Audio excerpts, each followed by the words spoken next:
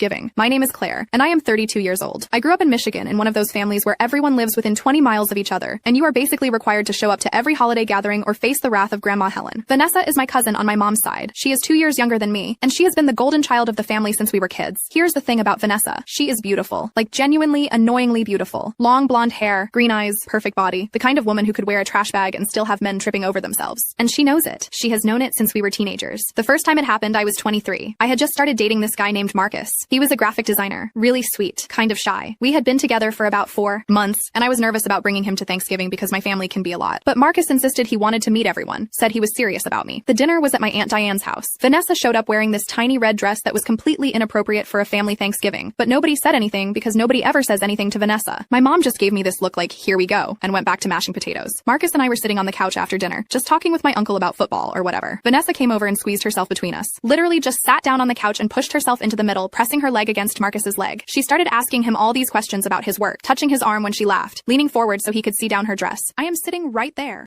and she is just acting like I do not exist. Marcus looked uncomfortable, but also, you know, he is a guy, and Vanessa is Vanessa. By the end of the night, I caught them talking alone in the kitchen. She had her hand on his chest, laughing at something he said. When they saw me, Vanessa just smiled this innocent smile and said, I was just telling Marcus how lucky he is to have you. Marcus and I broke up 3 weeks later. He said he needed space, that he was not ready for something serious. I saw him tagged in one of Vanessa's Instagram photos 2 months after that. They were at some bar downtown. He had his arm around her waist. That was the pattern. Every single relationship I had, every single guy I brought home, Vanessa would sink her claws in. It did not matter if it was Thanksgiving, Christmas, Easter, 4th of July. If I showed up with a date, she showed up looking like she was going to a nightclub, and by the end of the night, she would have his attention. There was Ryan, the teacher I dated when I was 25. Vanessa cornered him by the dessert table and spent 30 minutes telling him about her charity work with underprivileged kids. They exchanged numbers to coordinate a volunteer opportunity. I found out later they had been texting for weeks. There was David, the accountant. Vanessa asked him to help her move some furniture at her apartment. I was not invited. When I asked David about it, he got defensive and said I was being jealous and controlling. There was James, there was Tyler, there was Christopher, every single one. The worst part was that my family just let it happen. My mom would pull me aside and tell me that Vanessa was young and did not mean anything by it. My aunt would say that I should not bring men around if I could not handle a little competition. My grandma told me I should work on being more feminine, and maybe then I could keep a man interested. I stopped bringing dates to family events. For years, I just showed up alone. I told my family I was focusing on my career, that I was happy being single. The truth was, I was dating. I just refused to give Vanessa any more ammunition. But then I turned 31, and I met someone. His name was Trevor, and he was perfect. A doctor, funny, kind, good-looking. We had been together for 8 months, and it was the most stable, healthy relationship I had ever had. He kept asking to meet my family, and I kept making excuses. But eventually, Christmas was coming up, and I could not avoid it anymore. I told Trevor about Vanessa. I sat him down and explained the whole history, every detail. I told him she would probably try something, and I needed him to just ignore her, stay close to me, not fall for her games. Trevor laughed. He actually laughed. He said, Claire, I am a grown man. I am not going to let your cousin seduce me at a Christmas party. I love you. Stop worrying. I wanted to believe him. I really did. Christmas Eve arrived, and we drove to my parents' house. I was so anxious, I felt sick. Trevor kept holding my hand, telling me everything would be fine. Vanessa was already there when we arrived. She was wearing this white sweater dress that looked like it was painted on, with these high heels that made her legs look like they went on forever. Her hair was in perfect waves. She looked like a Victoria's Secret model who got lost on the way to a photo shoot. She saw Trevor and her eyes lit up like she had just won the lottery. You must be Trevor, she said, walking over with this big smile. I have heard so much about you. Claire is so lucky. She hugged him. It lasted too long. Trevor was polite but distant. He kept his arm around my waist, made a point of kissing my forehead, stayed by my side. I started to relax. Maybe this time would be different. Maybe Trevor really was different. But Vanessa was patient. She always was. She spent the whole evening circling us like a shark. She would join whatever conversation we were in, laugh at Trevor's jokes, ask him questions about his work. She spilled wine on her dress and asked Trevor to help her clean it up because he is a doctor. He must know how to get stains out. I watched him hesitate. I watched him look at me. And then I watched him follow her to the kitchen. They were gone for 15 minutes. When they came back, Vanessa's dress was fine and Trevor looked flushed. He said they were just talking, that she was asking him medical questions about her mom's knee surgery. I wanted to scream. We left early. I told my family I had a headache. Trevor drove home in silence while I cried in the passenger seat. He swore nothing happened. He swore he loved me, that Vanessa was just friendly, that I was overreacting. But I could see it in his eyes. That same look all the others had. That curiosity. That interest. We broke up in February. He said he needed to focus on his residency. I saw him at a restaurant in March with a blonde woman. It was not Vanessa, but it might as well have been. I was done. I stopped dating. I stopped going to family events. I told my mom I was busy with work, that I would visit when I could. She was disappointed, but I did not care anymore. I was tired of being humiliated. I was tired of Vanessa winning. Then something weird happened. I started volunteering at this literacy program at the local library. One of the programs they had was corresponding with inmates who were trying to improve their reading and writing skills. I signed up because I needed something to do with my time, and I figured helping people learn to read was a good cause. They matched me with an inmate named Michael. He was 34, serving the last 2 years of a 7-year sentence for armed robbery. His first letter was short, just a few sentences thanking me for volunteering and saying he hoped to improve his writing before he got out. I wrote back. I told him about my work as a project manager at a tech company, about my love for hiking, about the weather in Michigan. Basic stuff. He wrote back with more details. He told me about growing up in Detroit, about making bad choices. When he was young, about how prison had given him time to think about the man he wanted to be. His writing was rough but honest. There was something raw about it that I found refreshing. We kept writing. Once a week at first, then twice a week, then almost every day. Michael told me about the books he was reading, about the anger management classes he was taking, about his plans for when he got out. He wanted to get a job in construction, maybe go to community college eventually. He had an aunt in Grand Rapids who said he could stay with her until he got on his feet. I told him about my family, about Vanessa, about feeling invisible and inadequate and angry. Michael did not judge me. He did not tell me to be more confident or to just ignore her. He said, "Your cousin sounds like a miserable person who only feels good when she is making other people feel bad. That is not about you. That is about her." Something about the way he said it, the simplicity of it, made sense to me. We wrote to each other for 8 months. I started looking forward to his letters more than anything else in my week. He was funny and thoughtful and vulnerable in ways that the men I had dated never were. Maybe it was because he was in prison and had nothing to lose, or maybe it was just who he was. Then one day he wrote and told me he was getting out in 2 months. He asked if I would be willing to meet him in person, maybe grab coffee. No pressure. He said he understood if I said no, that he knew the situation was complicated. I said yes. I do not know why I said yes. Maybe I was lonely. Maybe I was curious. Maybe I just wanted something in my life that was different, that was mine, that Vanessa could not touch. Michael got out in October. We met at a coffee shop in Grand Rapids. I was nervous, obviously. This was a man I had been writing to for months but had never seen except in the small, blurry photo that came with his first letter. He walked in and I recognized him immediately. Tall, broad shoulders, dark hair cut short, a nervous smile. He was handsome in this unexpected way, not polished like the guys I usually dated, but real. We talked for 3 hours. It was easy and comfortable and nothing like I expected. He told me about adjusting to being out, about his job doing drywall work, about staying with his aunt. I told him about my job, my apartment, my terrible family. He asked if he could see me again. I said yes. We started dating. Officially, I guess, though it felt strange to call it that at first. We went to movies, we got dinner, we went for walks along the river. He was different from anyone I had ever been with. He listened when I talked. He did not play games. He said what he meant, and he understood me in this way that felt almost scary. He could tell when I was anxious or upset before I said anything. He knew when I needed space and when I needed to be held. It was like having someone actually see me for the first time in my life. My mom called in November and asked if I was coming to Thanksgiving. I had been avoiding her calls, but I finally picked up. She said the whole family missed me, that Grandma Helen was asking about me, that it had been almost a year since I had come to a holiday. I told her I would think about it. Michael and I were lying in bed that night when I mentioned it. He asked why I was hesitant, and I told him about Vanessa again, about the pattern, about how I could not handle watching it happen one more time. Michael was quiet for a minute. Then he said, "Take me." I laughed. I said, "You do not want to meet my family. Trust me." He said, "I am serious. Take me to Thanksgiving. Let me meet this cousin of yours." I told him it was a bad idea. I told him Vanessa would eat him alive, that she had destroyed every relationship I had ever brought around her. I told him she was beautiful and manipulative and ruthless. Michael just shrugged. He said, "I have been in prison for 7 years. I think I can handle your cousin." I thought about it. And then I thought, screw it. Why not? What was the worst that could happen? Vanessa would seduce Michael. I would lose another relationship. I would never speak to my family again. I was already halfway there. So I said yes. Thanksgiving morning, I woke up with this knot in my stomach. Michael seemed calm. He wore a simple button-down shirt and jeans, nothing fancy. His hair was neat and he had shaved. He looked good, normal, like a regular guy you would bring home to meet your family. We drove to my parents' house. I gave him one more warning. I said, "Vanessa is going to come after you hard. She is going to flirt. She is going to touch you. She is going to try to get you alone. Please just stay with me. Do not fall for it." Michael took my hand. He said, "Claire, I'm not going anywhere. I promise."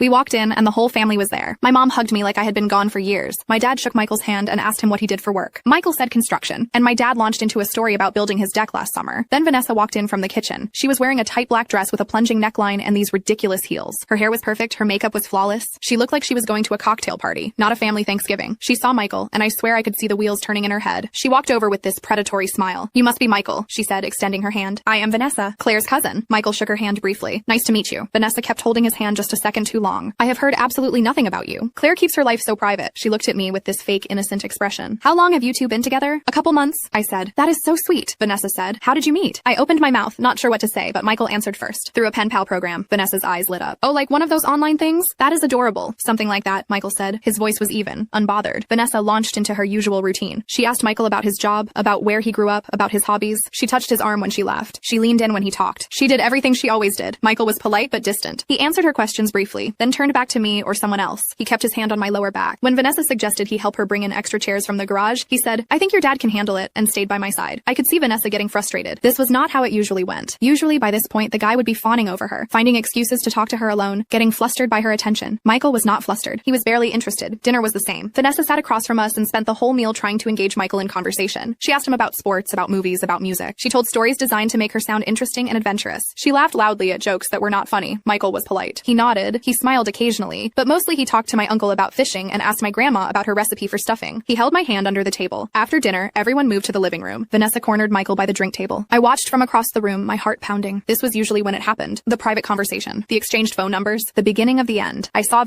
Vanessa lean in close to Michael. I saw her touch his chest. I saw her whisper something in his ear. Michael stepped back. He said something I could not hear, then walked away and came back to sit next to me on the couch. Vanessa stood by the drink table looking stunned. My mom leaned over and whispered, "I like this one. He seems steady." I almost cried. We stayed for another hour. Vanessa kept trying, kept circling, but Michael did not budge. He stayed with me, talked to my family, acted like Vanessa was just another person in the room and not the center of the universe. When we finally left, I felt like I could breathe for the first time in years. In the car, I asked Michael what Vanessa had said to him by the drink table. He hesitated. Then he said, "She told me you were damaged and insecure and that I could do better. She gave me her number." My stomach dropped. "And what did you say?" I told her I was not interested and that she should probably work on being a better person before she tried to ruin anyone else's life. I started crying. Not sad crying, but relieved crying. Like something inside me that had been wound tight for years suddenly released. Michael pulled over. He held me while I sobbed in the passenger seat of his car. He did not tell me to stop or ask what was wrong. He just held me. When I finally calmed down, I looked at him and said, "Why? Why did you not fall for it? Every other guy has. She is beautiful and charming and she knows exactly what to say." Michael looked at me like I had asked the dumbest question in the world. "Claire, I spent 7 years in prison. I learned pretty quick how to spot people who are full of garbage. Your cousin is miserable. You can see it in her eyes. She is not happy. She is not confident. She is desperate. And desperate people are boring." He paused. "Plus, I am in love with you. Why would I want someone like her when I have you?" I kissed him. Right there in the car on the side of the road, I kissed him like my life depended on it. That should have been the end of the story. Michael proved he was different. Vanessa failed. I won for once. We should have just ridden off into the sunset. But life is never that simple. A week later, my mom called me. She sounded upset. She said Vanessa had come over crying, saying I had brought an ex-convict to Thanksgiving without warning anyone, that she had looked Michael up online and found out about his record, that she felt unsafe and disrespected. I was furious. I said, "Mom, Michael served his time. He is a good person. And Vanessa is only upset because she could not manipulate him." My mom sighed. She said, "Claire, honey, I know Vanessa can be difficult, but bringing a felon to a family event without telling anyone is not okay. Your father is very upset. Grandma Helen is worried." I hung up on her. I did not talk to my family for 3 weeks. My phone was full of texts from various relatives. My aunt said I was being selfish. My uncle said I should have told them about Michael's past. My cousin Jessica, who I had always liked, sent me a long message about how I needed to think about other people's feelings and safety. Only my younger brother texted to say, "Vanessa is such a drama queen. Michael seems cool." Michael felt terrible. He said he should have told me to warn my family, that he should have known his record would become an issue. I told him it was not his fault, that my family was just looking for an excuse to make Vanessa the victim like they always did. But it ate at me. The idea that I had finally found someone good, someone real, and my family could not even be happy for me. The idea that Vanessa could lose for once and still somehow make herself the center of attention. Christmas came. I did not go. I spent it with Michael at his aunt's house. She made ham and mashed potatoes and did not ask me invasive questions or make passive-aggressive comments. It was the best Christmas I had ever had. Then in January, I got a call from my cousin Jessica. She said she needed to talk to me in person, that it was important. I almost said no, but something in her voice made me agree. We met at a coffee shop. Jessica looked nervous. She ordered a latte and did not drink it, just held the cup in her hands. "I need to tell you something about Vanessa," she said, "and you are not going to like it." I waited. Jessica took a breath. "Last year, Vanessa started seeing a therapist. Aunt Diane made her go because she was having panic attacks. The therapist diagnosed her with something, I do not remember exactly what, but basically she is really insecure and she needs constant validation from men to feel good about herself." "That is not an excuse," I said. "I know," Jessica said quickly. "I am not saying it is. But here is the thing. The therapist told her to apologize to you, to actually confront what she has been doing all these years. And Vanessa refused. She said you were the problem, that you were jealous and bitter, and that she did not owe you anything." I felt sick. Jessica continued. "But then you showed up with Michael at Thanksgiving, and something changed." Vanessa came to my apartment that night and completely broke down. She was crying, saying she did not understand why Michael was not interested in her, why her usual tricks did not work. She said she felt invisible for the first time in her life. "Good," I said. "I meant it. That is not all," Jessica said. She looked down at her coffee. "Vanessa has been stalking Michael online. Like really stalking him. She found his old Facebook from before he went to prison. She found articles about his arrest. She found his ex-girlfriend and sent her messages asking about him." My blood went cold. "What?" "She is obsessed," Jessica said. "She cannot handle the fact that she lost. So she is trying to find dirt on him, trying to prove to the family that he is dangerous or whatever. She is the one who told your mom about his record. She printed out articles about his case and showed them to Grandma Helen." I could not breathe. "Why are you telling me this?" Jessica looked at me with tears in her eyes. "Because Vanessa is planning something. She has been talking about going to the police, making a complaint that Michael made her feel threatened at Thanksgiving. She is trying to get him in trouble, maybe even sent back to prison. And I could not let her do that without warning you." I felt like the world was tilting. She would not. Even Vanessa would not do that. "Claire, she is not thinking straight," Jessica said. "She is desperate. And desperate people do crazy things." I left the coffee shop in a daze. I called Michael immediately and told him everything. He was quiet for a long time. Then he said, "I knew something like this might happen. People do not like when ex-cons try to build normal lives. There is always someone who wants to tear you down. We need to do something," I said. "We need to stop her." "There is nothing to stop," Michael said. "I did not threaten her. I did not do anything wrong. If she files a false report, it will get thrown out. But it will be on your record," I said. "It will follow you," Michael sighed. "Yeah, probably." I had never felt rage like what I felt in that moment. Pure, burning rage at Vanessa for being so selfish, so cruel, so empty, that she would try to destroy someone's life just to feel powerful. I spent the next 2 days trying to figure out what to do. I considered calling Vanessa and threatening her. I considered warning my parents. I considered going to a lawyer. Then Michael said something that changed everything. He said, "What if we just let her do it?" I stared at him. "What? What if we let her file the false report?" Michael said. "Let her lie to the police. Let her put it in writing. And then we prove she is lying." "How?" Michael pulled out his phone. He opened his voice memo app. I recorded our conversation at Thanksgiving. The one by the drink table when she gave me her number. I record a lot of conversations now just in case. Prison habit. He played it. Vanessa's voice came through crystal clear. "Claire is damaged and insecure. You seem like a smart guy. You could do so much better. Here is my number. Call me if you want to have a real conversation." Then Michael's voice. "I am not interested. You should should probably work on being a better person before you try to ruin anyone else's life. Vanessa's laugh, bitter and sharp. Wow, you are just like her. Judgmental and boring. The recording ended. This proves she was coming on to me, Michael said. If she claims I threatened her or made her uncomfortable, this recording contradicts that. It shows she was the aggressor. I looked at him. You recorded that just in case? I told you, Michael said. 7 years in prison teaches you to protect yourself. We decided to wait. If Vanessa filed a false report, we would use the recording to prove she was lying. If she did not, we would just move on with our lives. 3 weeks went by. Nothing happened. I started to think maybe Jessica was wrong. Maybe Vanessa had backed down. Then my mom called. She said Vanessa had been in a car accident. Not serious, just a fender bender, but she was shaken up. She wanted me to come visit her in the hospital. I said no. My mom was angry. She said I was being cruel, that Vanessa was family, that I needed to put aside whatever petty grudge I was holding. I hung up, but I felt guilty. I have always felt guilty when it comes to my family. That is what they trained me to do. Feel guilty for having boundaries. Feel guilty for protecting myself. So I went to the hospital. Not because I wanted to see Vanessa, but because I wanted to prove to myself that I was the bigger person. Vanessa was in a private room, sitting up in bed with a small bandage on her forehead. She looked surprised to see me. Claire, she said. I did not think you would come. I almost did not, I said. But mom said you wanted to see me. Vanessa looked down at her hands. I did. I need to tell you something. I waited. I have been really messed up, Vanessa said. Her voice was quiet, shaky. Like really messed up. My therapist says I have been using male attention to avoid dealing with trauma from when I was younger. And I know that is not an excuse for what I have done to you. For what I have done to all your relationships. I did not say anything, Vanessa continued, tears running down her face now. I have been so jealous of you for so long. You have always had your life together. Good job, your own apartment. You are smart and funny and people actually like you. And I have nothing, just my looks. And I have been so terrified of losing that, of becoming invisible, that I have been trying to prove I am better than you by taking the one thing you had that I did not. My relationships, I said. Yes,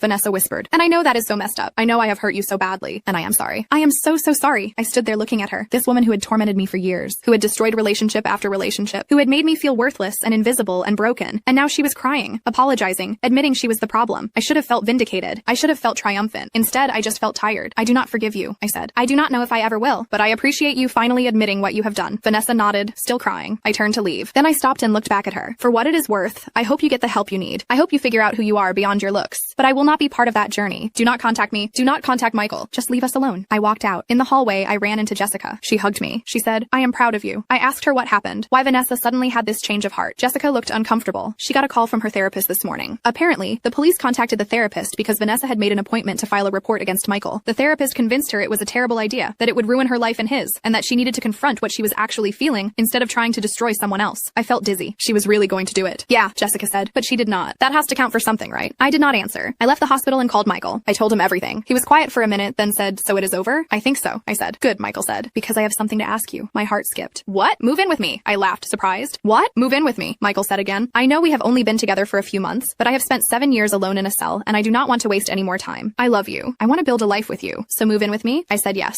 I moved in with Michael in March. We got a small apartment near his work. Nothing fancy, but it was ours. We adopted a dog from the shelter, a mutt named Rocket who had been abandoned by his previous owners. We started building a life together that was quiet and normal and boring in the best possible way. I did not talk to Vanessa. I did not go to Easter or Mother's Day. I kept in touch with Jessica and my brother, but everyone else in my family could wait. My mom called in June and asked if I was coming to the 4th of July barbecue. I said no. She cried and said I was tearing the family apart. I said the family was already torn apart. I was just finally admitting it. Then something happened that I did not expect. Vanessa sent me a letter, an actual physical letter in the mail. I almost threw it away without reading it, but curiosity got the better of me. The letter was long, handwritten, and raw. Vanessa wrote about her childhood, about being sexually abused by a family friend when she was 12, about how nobody believed her when she told her parents. She wrote about learning that her looks were the only thing people valued about her, that her body was the only currency she had. She wrote about years of therapy, of medication, of trying to figure out why she was so broken. She wrote about me, about how watching me succeed in life while she fell apart made her feel worthless, about how she convinced herself that if she could just take away my happiness, she would feel better about herself. She wrote that she was in intensive therapy now, that she had cut off contact with toxic friends, that she was trying to build a life based on something other than male validation. She wrote that she did not expect forgiveness. She just wanted me to understand. At the end of the letter, she included a printout of a photo. It was from one of the times she had stolen a boyfriend from me, David, I think. They were at some party, smiling for the camera. On the back of the photo, she had written, I am sorry I made you feel invisible. The truth is, I was the one who felt invisible. I showed the letter to Michael. He read it carefully, then looked at me. What are you going to do? I do not know, I said honestly. You do not owe her anything, Michael said. Not forgiveness, not understanding, nothing. She hurt you. Repeatedly. You get to decide if she deserves another chance. Do you think she deserves another chance? I asked. Michael thought about it. I think people can change. I did. But change is hard, and most people do not put in the work. So maybe she will, maybe she will not. But that is not your problem to solve. He was right. I knew he was right. I wrote Vanessa a short letter back. I said I had read her letter, that I was sorry for what she had been through, but that I still needed distance. I said maybe one day we could have some kind of relationship, but not now. Not yet. She wrote back saying she understood. That was a year and a half ago. Last month, I got a call from Jessica. She said Vanessa was engaged to a woman named Monica, who she met at her therapy group. They had been together for a year, and Vanessa was different, calmer, happier, more genuine. Jessica said Vanessa wanted to invite me to the wedding, but was too nervous to ask. I told Jessica I would think about it. I talked to to Michael about it that night. He said it was up to me, that he would support whatever I decided. I asked if he would come with me if I decided to go. He smiled. To watch you face your family again after a year? I would not miss it. I called Vanessa the next day. We talked for 2 hours. She told me about Monica, about how therapy was helping, about how she was trying to be a different person. I told her about my life with Michael, about our apartment, about the dog. It was weird, talking to her like a normal person instead of an enemy. At the end of the call, she asked if I would come to the wedding. She said she would understand if I said no, but that it would mean a lot to her if I was there. I said yes. The wedding is in 2 months. I have no idea how I will feel seeing my family again, seeing Vanessa marry someone and claim to be a changed person. I do not know if I believe people can really change, or if Vanessa is just better at hiding her demons now, but I guess I will find out. Michael says that is the thing about life after prison. You learn to take things one day at a time. You learn that people are messy and complicated and sometimes awful, but sometimes they surprise you. He says I surprised him, that he never thought he would get out of prison and meet someone who loved him despite his past, that he never thought he would get a second chance at a normal life. I tell him he surprised me too, that he was the first person who ever chose me over Vanessa, the first person who saw through her games and decided I was worth more. We are sitting on our couch now, Rocket curled up between us, talking about whether we should get a cat. Michael says yes, I say we already have a dog. He says that is exactly why we need a cat, for balance. I am laughing because this is my life now. Arguing about pets with a man who spent 7 years in prison and somehow became the most stable, honest person I have ever known. My phone buzzes. It is a text from Vanessa. Thank you for saying yes to the wedding. It means everything to me, I text back. See you there. I do not know what will happen at that wedding. I do not know if Vanessa and I will ever have a real relationship, or if my family will ever understand why I needed to protect myself from them for so long, but for the first time in my life, I am not worried about it, because I have Michael, and our dog, and our tiny apartment, and our quiet, boring, beautiful life.